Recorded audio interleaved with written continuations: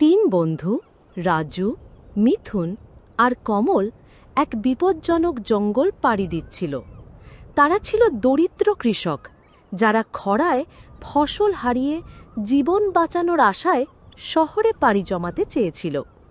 ওহ, আর পারছি না, ভীষণ খিদে পেয়েছে।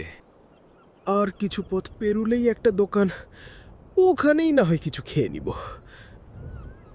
জঙ্গল ছিল নীরব, কেবল প্রাণীদের ডাক আর পাতার মর্মর শব্দ শোনা যেত। হঠাৎ রাজুর পা একটা নরম মাটির স্তূপে আটকে গেল। এটা এটা কি? মনে হচ্ছে কেউ এখানে লুকিয়ে রেখেছে। খুলে দেখো, হয়তো ভিতরে মূল্যবান কিছু আছে। দড়ি খোলার পর থলে থেকে বেরিয়ে এলো ঝলমলে স্বর্ণমুদ্রা। তিনজনের চোখ উজ্জ্বল হয়ে উঠল। স্বর্ণ দেখে তাদের মনে প্রথমে আনন্দ হলেও ক্রমে তা সন্দেহে পরিণত হল। এটা নেওয়া বিপজ্জনক, ডাকাতরা ফিরে এলে আমাদের খুন করবে। কিন্তু এই স্বর্ণ আমাদের জীবন বদলে দেবে। আমরা তিনজনে ভাগ করে নেব। ভাগ? তিনজনে ভাগ করলে কম পাব। এই কথাটাই ছিল বিপদের সূচনা। ক্ষুধার্ত হয়ে তারা সিদ্ধান্ত নিল কমলকে গ্রামে খাবার আনতে পাঠাবে।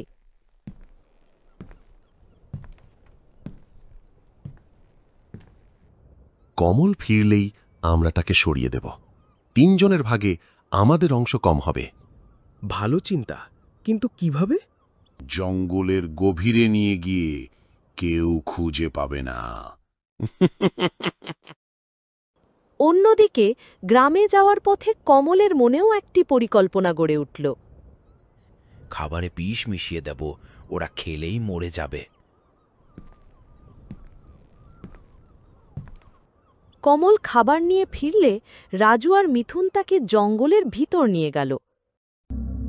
কমল বুঝতে পারল বিপদ, কিন্তু ততক্ষণে দেরি হয়ে গেছে। তোমরা কি করছো?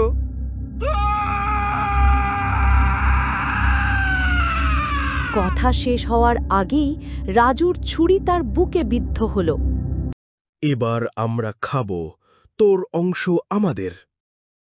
তারা বিষ মেশানো খাবার খেতে লাগল।